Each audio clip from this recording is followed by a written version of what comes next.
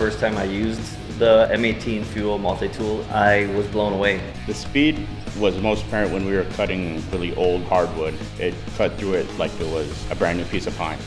The power on the M18 Fuel oscillating tool is good and efficient. I couldn't believe the power and the speed that it had behind it. From wood to nails, it just cut no problem. With the vibration on the M18 oscillating multi-tool is noticeably different than any other multi-tool out there. You can run it for an entire day and your hands aren't shaking at the end of the day. The vibration was just really low, really minimal. Whenever I made turns or cuts, it didn't jump up at me, it just kept going straight wherever it needed to go. Once you really start pushing in, you normally feel that vibration, especially metal. I really didn't feel that much vibration compared to others. Once you start making your cut, the auto feature comes on and it actually really increases the speed of the cuts. It helps me be more productive throughout the day. The M18 oscillating multi-tool is much quicker, easier to maneuver, and more efficient than any other.